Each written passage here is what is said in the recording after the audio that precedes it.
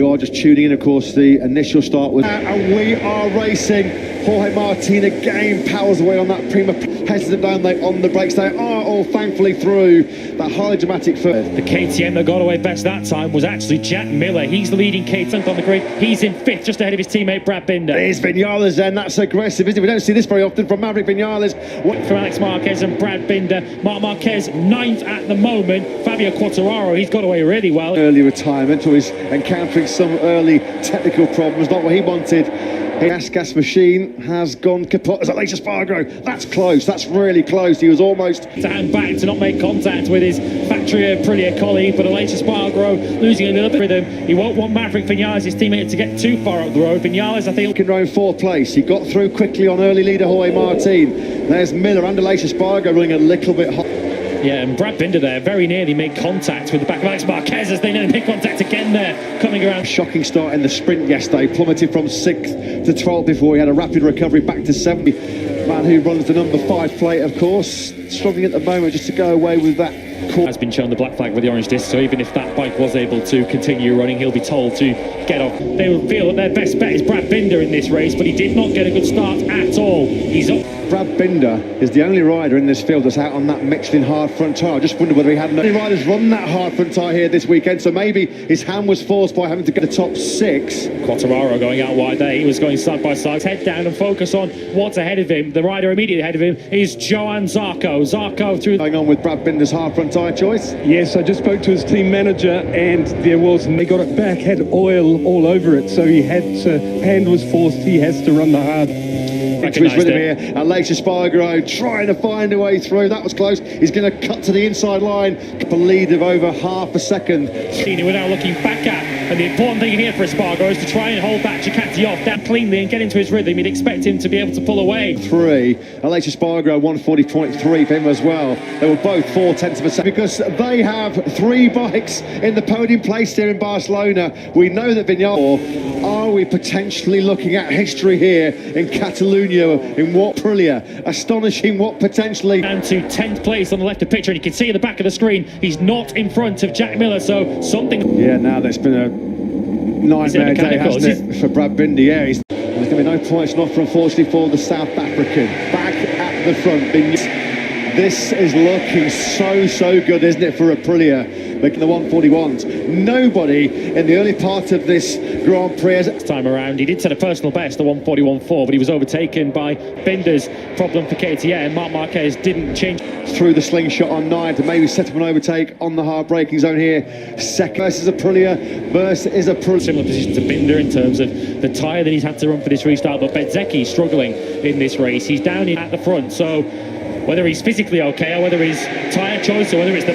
He's probably a little bit beaten up, a little bit bashed around after being involved in that first corner pile-up, and on the way back as Vinales gets in a little bit hot there. Yeah, Marco Bezzecchi throughout this Catalunya Grand Prix weekend, to be fair, off the back in the final corner of the sprint, really between the factory Aprilias and then maybe... Never potentially be in this kind of position again. They certainly haven't been. It's very clear to him that your teammate is right behind you. If the Aprilias do go to team opportunity. Well, Aprilia on Sundays in Grand Prix have never had a double podium. There's still a long way to go. We have seen him on this tyre-torturing circuit can deviate by as much as 2 or 3 seconds at the moment. But we have a pretty wretched Sunday so far. 13th place for the Italian. Simon Crayford's been... And he'd chosen soft. So I would say that's all. The wind has really got up. I'm waiting to see some instability or running on from these riders. We're having fencing and things blowing around in pit lane. I'm really talking full 14 laps, 15 laps around there in on these tyres. So yeah, it's been pretty windy all day here in Barcelona. The knock-on effect then of that mistake going to be in certainly top 6 contention, if not better. Forced out, Binder on the hard, on a soft front tyre. We just saw that, didn't we, some pitch thing. What a class guy Brad Binder is. The first thing on his mind, nowhere to go, that did run over the legs of Pecco Bagnaia, the world champions. Violent off that by Brad Binder. Class rider and a class human as well. So Aprilia, he's up behind him. It's Vinales versus Espargaro. Vinales, of course, looking for his own. Like in terms of the victory here in Barcelona, it is going to be just between Vinales. He's ahead of him. He'll have it all on to keep Jorge Martin at bay. And keep a close eye on John. Over the line then to start lap 9 of 23. On the inside of his former RNF ride, you can see his name now tumbling right down to the bottom. So moments after passing Marc Marquez, John Zarco's now a lonely fifth ahead of this group of 5 riders, which is being led by 14 months ago. He's being followed by Catalunya. Good battle this though, isn't it? Fabio Quartararo in the thick of it as well. Credit to Aleix Spargo, hasn't it, on this lap? On that last lap, you can see gap on the top left, 1.3. That's gone up by 0.7 of a second since the start. In the first corner, Maverick Vinales is good. He's very good around this Catalunya circuit, but he's not good enough. Fernandez. Yeah, he pulled in pit lane. I went over to have a look in the front of the bike.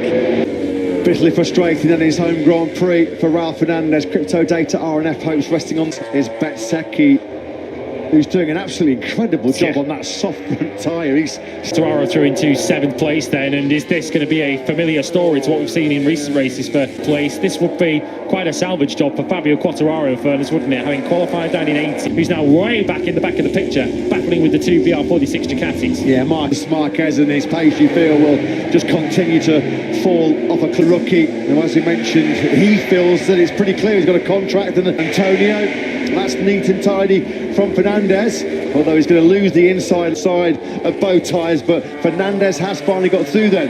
Gets better for the rookie. He was back into the 140s on the last lap around, the 140.996. He took a 10th back. I'm sure he's got more grip at the end than Aleix Spargo, and how much dare Aleix. Full fuel tank, you'd have really been overstressing and overheating that front tyre, which through turns 10 and 11. A good little scrap this, isn't it, between him and ahead of them. Alex Marquez has grown a long way now further back. 2.5 seconds behind the Spargo is Martin. Very first time. Yeah, the Aprilias are in their own race at the moment at the front of the field. They're the only 2 riders. Recovery to Pecca Bagnaia. Mud line, but when he comes back, he'll be back bigger, better and stronger.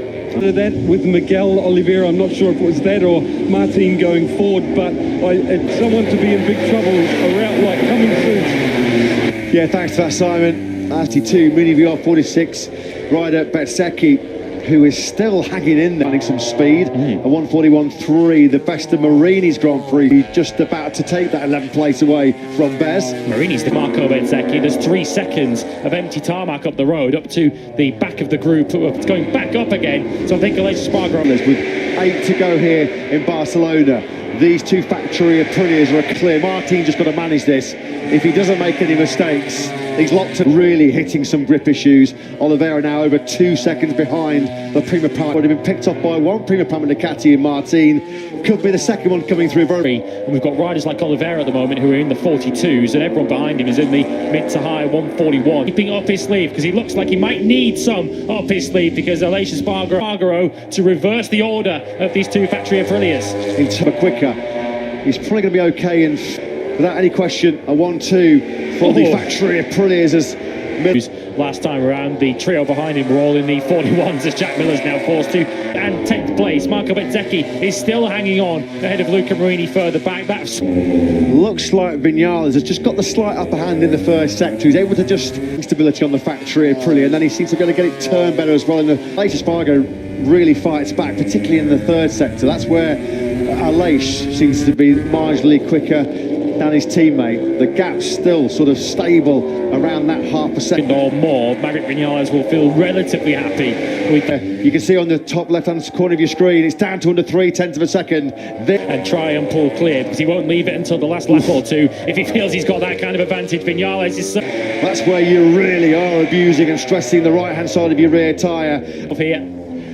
Well, here we go. Then what's going on? It's Zarco and Oliveira, isn't it? To take some lessons from Bagnaia in that sprint yesterday. Good wrap. Good between Oliveira and Zarco for 4th place. On board then with Aleix Spargo. He clicks the Aprilia, then comes back onto the circuit, because for the very first time on course for the Dream Way, he has not been able to resist this pressure building from his teammate Aleix Spargo.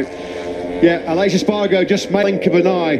Aleix Spargo nearly 0.9 of a second clear of Vinales. But surely now, with the state of that front tyre, it was mangled, wasn't it? So, a valuable podium in terms of the championship for Jorge Martin. He's been struggling for Sunday podium. Race, but what you cannot deny is that the factory Aprilia has worked beautifully on a lap longer. Maverick Vinales might well have secured a 1-2 for them yesterday, but towards the front of MotoGP, it's about to take a 1-2 finish in the Barcelona Catalunya this afternoon. 2 or 3 years ago, he thought about week in, week out in MotoGP, but he's stuck here in Barcelona. It's an historic Aprilia 1-2 as well. And Maverick Vinales takes the Quartararo, Miller, Augusto Fernandez and the Gian Antonio in joyous celebrations then down in the venue. The contrasting scenes, the contrast lost for words, stunned when Aleix Espargaro had his own as the technical guru.